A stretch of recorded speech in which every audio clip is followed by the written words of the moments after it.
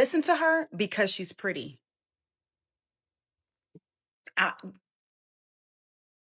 People listen to her because she's pretty, and there is a privilege in that. Additionally, there's also an accountability with that, of which she will not ever have. Is that why y'all think people listen to her? Because she's pretty? Will not ever have.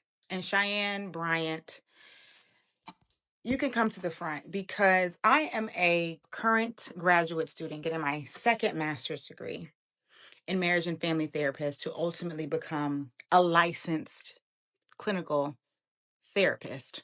For you to have the platform that you have, and for you to spew the harm that you are, all in the name of trying to communicate that you are a therapist, of which you are not, it befuddles me that you get on them people podcasts, and it's just also so interesting that it is always a man's podcast.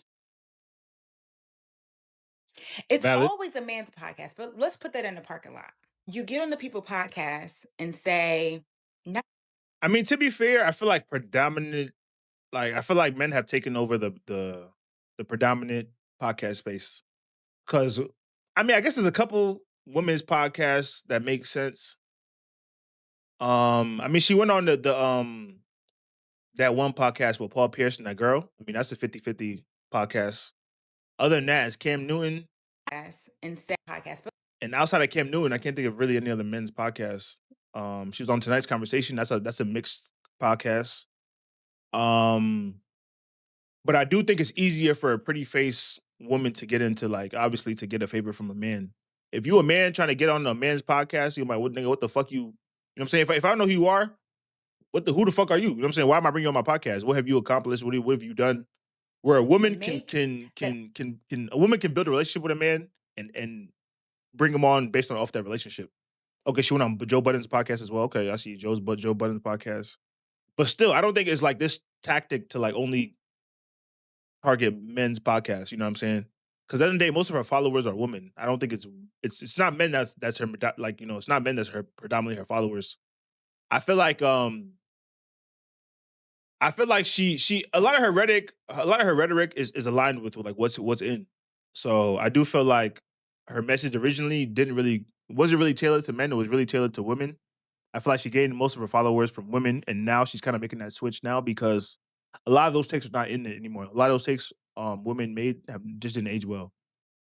And I remember when she had her last take, when she spoke up and said that she feels like men, no, she said, what was her take? Matter of fact, let me see if I can find her. I'm gonna play it. But I believe she said that women were kind of the problem in today's dating market, and she kind of took men's side on that.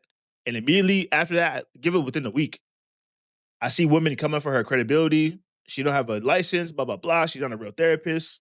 Blah, blah, blah, blah. I'm gonna find a video. I'm gonna let this play. And I have all the access because what? I'm in school and I have to read the things. I have to read the things. I have to read the books. I have to read the articles so that I can serve my community in a way that is ethical and just.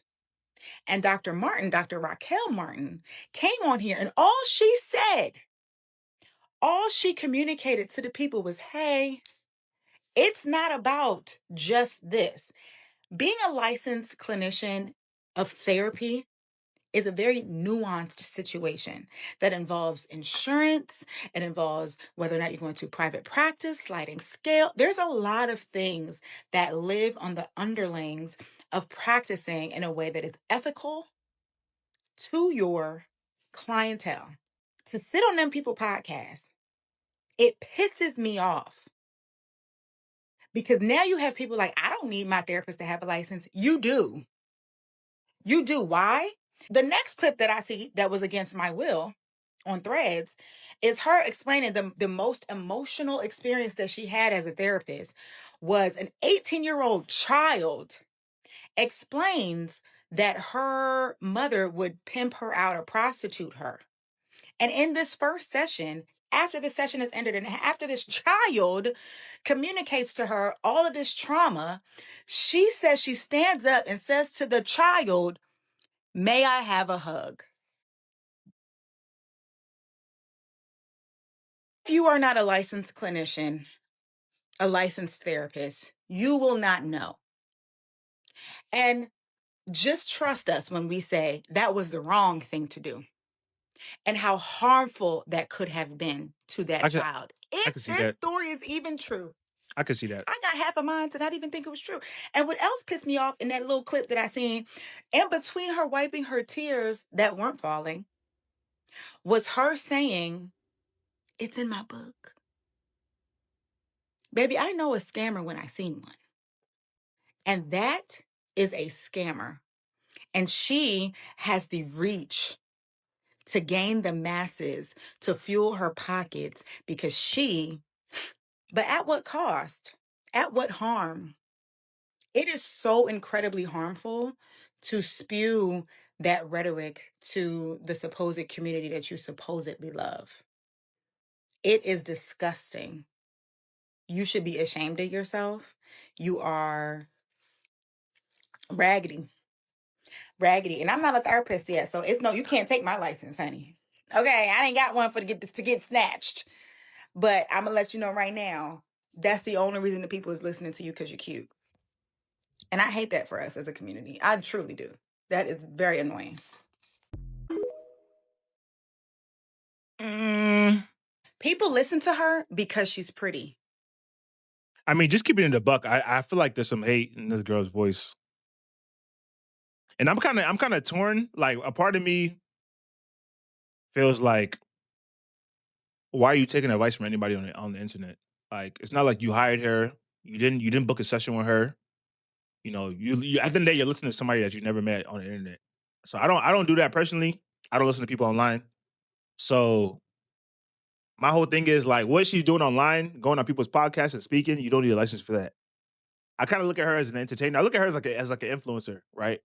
You know, there's influence in different spaces. I kind of look at her as an influencer in that therapy space. So anybody that kind of steps out into like becoming an influencer, like there's no requirements for that. You know what I'm saying? Other than you being able to harness the following.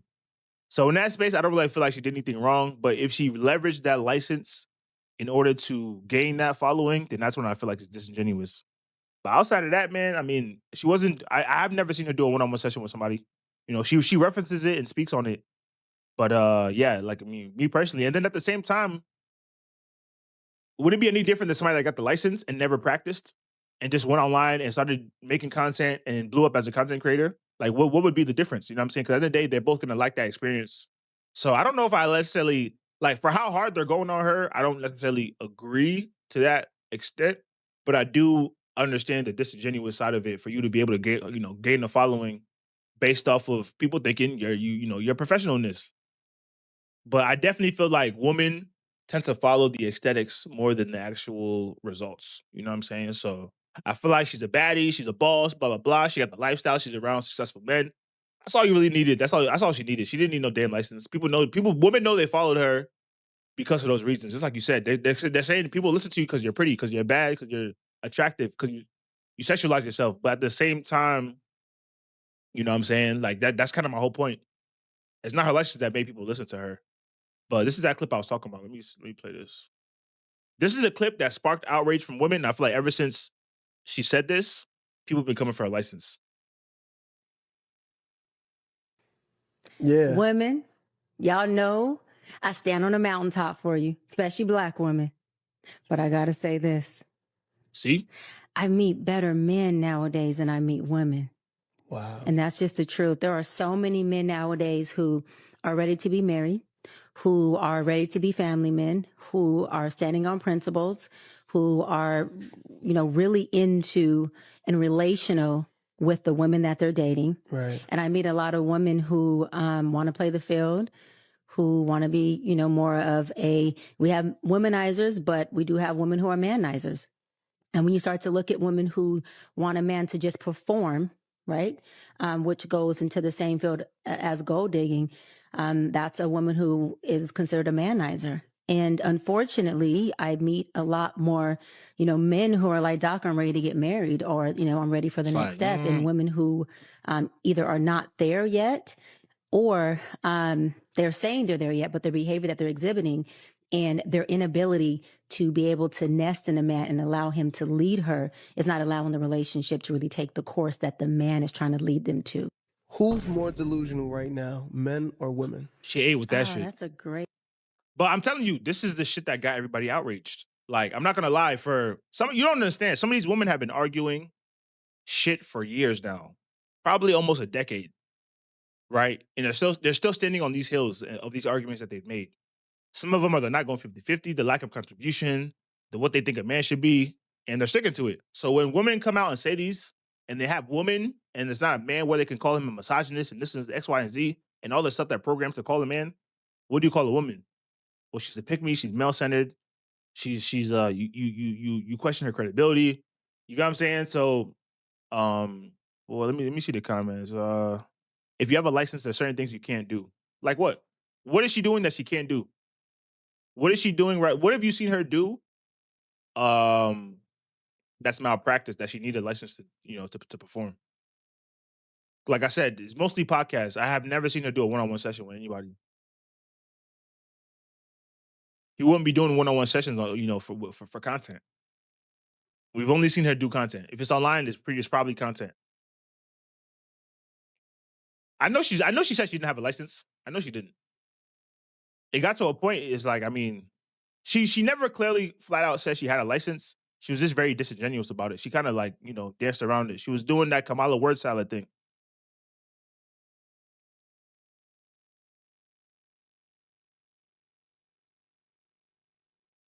Yeah, so I mean, hey, that's why I mean, if she was doing something wrong, she would be at risk right now.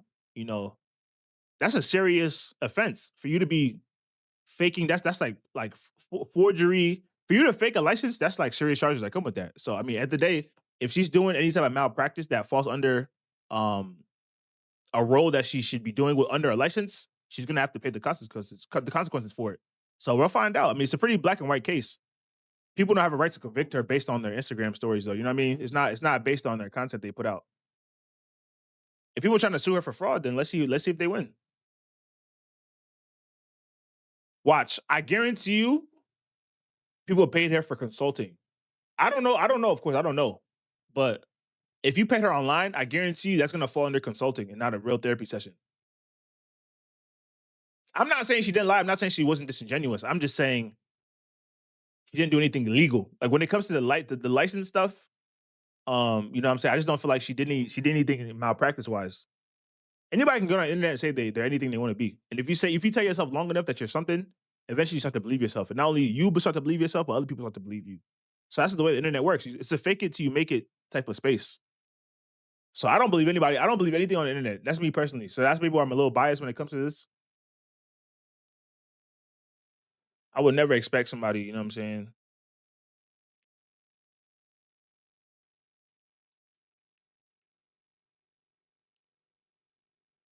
Yeah, but the dentist was really drilling in motherfuckers' teeth. That's what I'm saying. The dentist that was fake. That he was putting in people's veneers.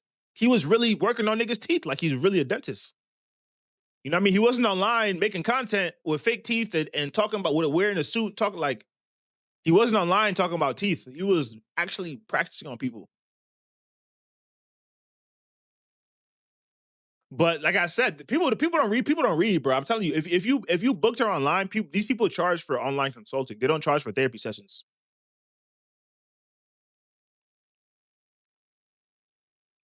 If I'm consulting, what's the difference from a consulting session and a therapy session, right? It's gonna be, I guarantee you that's gonna be her leverage. And I guarantee you if you probably read the fine print and what they booked, I guarantee it probably falls under consulting.